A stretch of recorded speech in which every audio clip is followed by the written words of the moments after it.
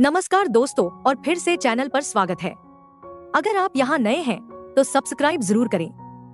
उम्मीद है कि आपका दिन शानदार गुजर रहा होगा। लिंगफेंग के पिता अंधेरे के देवता पूर्वज के पास पहुँचे, जहाँ एक पूर्वज ने उन्हें निर्लज्ज कहा क्योंकि उन्होंने जानबूझकर उसके जाल में फंसने का नाटक किया और फिर अपने पुराने शरीर से युद्ध लड़ा जिसे वह धोखा मानता था। लेकिन लिंगफेंग के पिता का साफ कहना था कि युद्ध में जीत ही सब कुछ है, चाहे तरीका कैसा भी हो, क्योंकि हम दोस्त नहीं हैं। यह देवता पूर्वज पहले ही लिंगफेंग के पिता के बारे में किसी और से जानकारी ले चुका था, लेकिन लगता है वह जानकारी गलत थी। तभी गाला मदार से एक हरा ताबूत प्रकट हुआ, जिसने पूर्वी सम्राट से कहा, लिन कुल हद से आगे निकल चुका है। याद रखिए, लिंगफेंग और उनके पिता दोनों का संबंध लिन कुल से ही है। ताबूत ने यह भी कहा कि इस दुनिया पर राज करने का हक सिर्फ ताकतवर और अजय लोगों का है, जबकि कमजोरों को मिट जाना चाहिए। इसी वजह से लिंगफेंग की मां को सामने आना पड़ा, क्योंकि उन्हें पता था कि ये दुष्ट लोग कोई सड़ीगली योजना लेकर आए हैं। वह जानती थी कि इन केरोचोक की दुनिया खत्म होने वाली है और अब ये लोग इस नई दुनिया में आकर बुराई फैलाना चाहते हैं। लगता है लिंगफेंग के पिता के दुश्मनों की कोई कमी नहीं है। ताबूत ने उन्हें युद्ध की चुनौती दी, क्योंकि अगर पूर्वी कोतोप सम्राट उनकी अंधेरी रास्तकेलन को तबाह करना चाहता था तो वह चुप नहीं बैठेंगे। लिंगफेंग के पिता ने हमला किया और ताबूत के अंदर छुपे मूल शरीर को बाहर निकाल लिया, लेकिन तभी अंधकार की रानी यिनवू, ये जिसे नाइट क्वीन इंगेस कहा जाता है, प्रकट हुई और ताबूत में छुपे कुरूप को बचा लिया। और हाँ दोस्तों, यह एक और दुश्मन निकला। उसके शरीर और रूप को देखकर लगता है कि वह भी उसी जाति का है। अंधकार की रानी ने चेतावनी दी कि लिंगफेंग के पिता मौत को बुला रहे हैं और अब उन्होंने दो दुनियाओं के बीच युद्ध की चिंगारी जला दी है। लेकिन तभी अचानक एक शक्तिशाली व्यक्ति प्रकट हुआ जो लाल और काले रंग के ड्रैगन पर सवार था। उसने स्पष्ट शब्दों में कहा कि अगर सच में दुनियाओं के बीच युद्ध चाहिए तो कोई दिक्कत नहीं, अंधकार की जाति को पूरी तरह से मिटा दिया जाएगा। और वैसे भी उसका पुराना हिसाब किताब अभी बाकी था इन अंधकार वालों से। वाह, ये कौन हो सकता है दोस्तों? लेकिन वो तीन दुश्मन जरा भी नहीं डरे। उन्होंने भीषण शक्ति के साथ युद्ध की तैयारी कर ली। पूर्वी सम्राट ने अपने ही युवा रूप को बुला लिया ताकि संख्या बराबर हो जाए। अब मुकाबला 3 बनाम 3। और दोस्तों, उनका युवा रूप तो बेहद आकर्षक और शक्तिशाली निकला। उसने गर्जना की, जब बात हो दुनिया की शांति और आने वाली पीढ़ियों की तो वो जरूर लड़ेगा। फिर अचानक एक रहस्यमयी व्यक्ति ने शांति समझौते का प्रस्ताव रखा। अगर कोई भी किसी दूसरी जाति की युवा पीढ़ी पर हमला करता है तो उसे पूरी तरह नष्ट कर दिया जाएगा। लिंगफेंग के पिता शी ने तुरंत इस नियम को स्वीकार कर लिया और दूसरी तरफ दुश्मन बिना एक शब्द कहे वहां से चले गए। ये इशारा था कि उन्होंने मजबूरी में ही सही पर इस शर्त को मान लिया है। अब देखना ये है दोस्तों, क्या वो वाकई इस नियम को मानेंगे या तोड़ेंगे। कुछ ही समय बाद पिता अपने बेटे लिंगफेंग के पास पहुंचे तो बताओ, उनकी शादी सफल हुई या नहीं। इतने सारे तूफानों के बाद भी कोई औपचारिक समारोह नहीं हुआ था। अब देखते हैं दोस्तों, इन ताकतवर दुश्मनों के सामने आने के बाद लिंगफेंग को एहसास हुआ कि ये दुनिया कितनी विशाल है और वो खुद कितना छोटा। देखा आपने, घमंड नहीं करना चाहिए।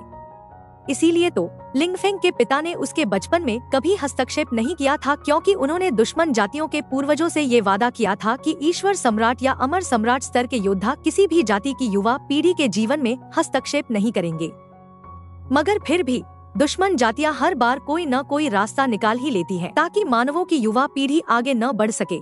खासकर अंधकार की जातियां, वे लोग हमेशा छुपकर और अनुचित तरीके अपनाते हैं।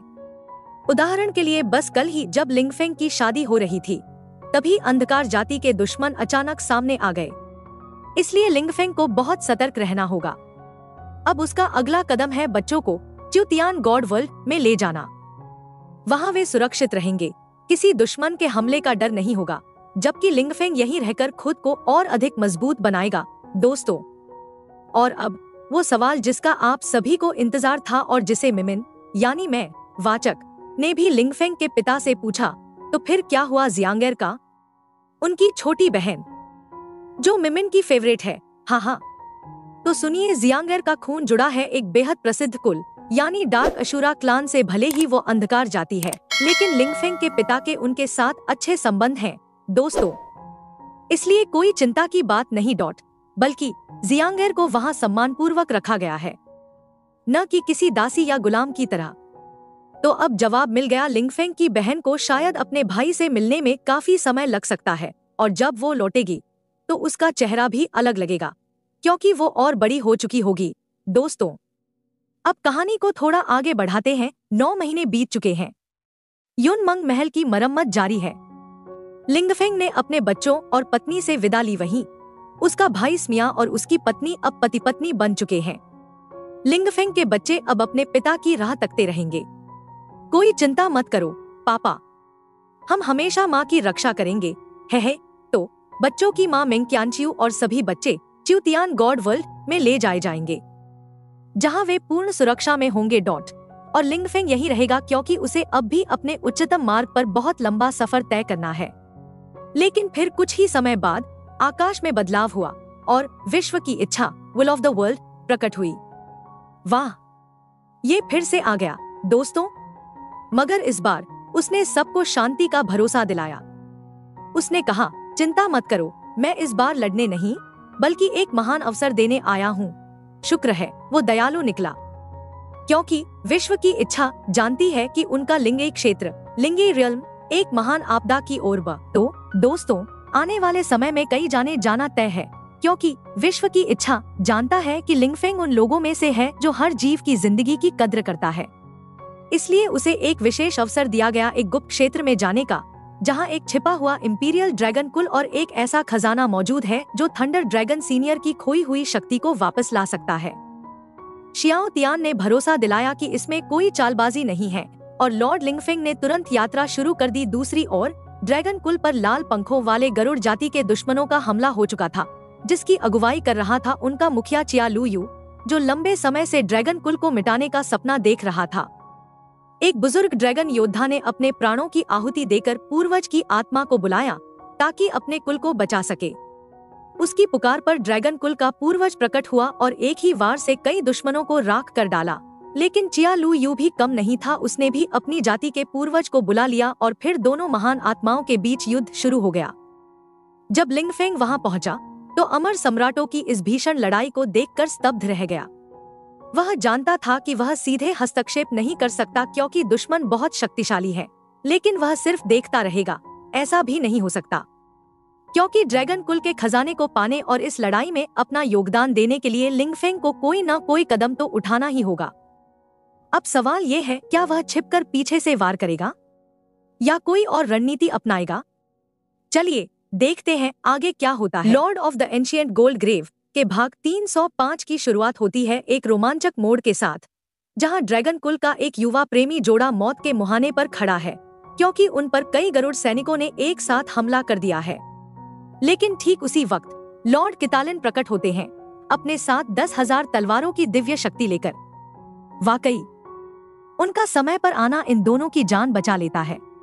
मगर कहानी यही नहीं रुकती दोस्तों। तभी ड्रैगन युवती की नजर पड़ती है हैंडसम लिंगफेंग पर, और वो एक ही पल में उस पर फिदा हो जाती है।